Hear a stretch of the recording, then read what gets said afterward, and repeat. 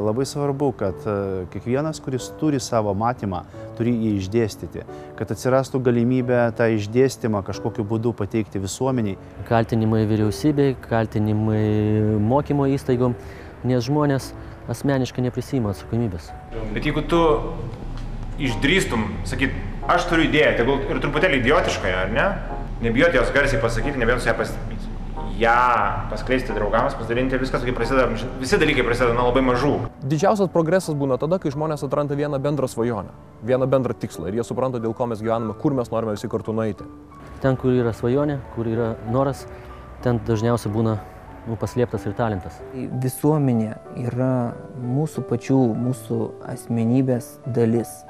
Ir jeigu mes atgaivintume tą savo asmenybės dalį, tai atrastume, kad šita gyva asmenybės dalis kiekvienam iš mūsų asmeniškai ir visiems kartu galėtų mums atnešti daug brangaus ir vertingo.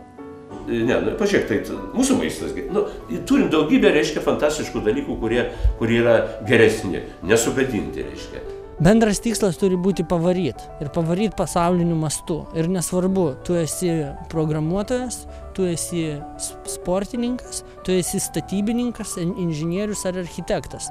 Tas tikslas turi būti, žinai, aš noriu būti lyderis pasaulyje ir viskas. Vis tiek yra gėris, vis tiek yra tiesa, vis tiek yra kažkokios tai amžinos vertybės, kurios niekada niekur nedingo. Žmonės, kuriems rūpi jų tauta, kurie domisi, kaip gyvena jo artimas, jie turi didžiulį psichologinį pranašumą prieš tos žmonės, kurie tiesiog bando rūpintis vien tik tai savimi.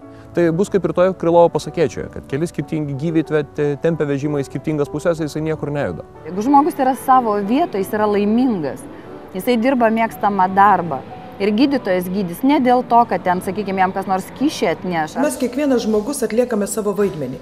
Didžiausias vaidmuo yra šeimos vaidmuo, mamos vaidmuo ir tėvo vaidmuo. Ir mes formuojam vaiką. Kai žmogus žinos, ką reiškia būti kilniadvasišku, ką reiškia būti gailestingu, tai tada jau galima kalbėti, kad vertybės iš tikrųjų ir aplamai, jau, sakykime, visuomenė jau pradeda sveikti ir gyti. Čia Lietuva, čia lietus lyja. Aš perfusičiau gal į tokią čia Lietuva, čia gyventi gera.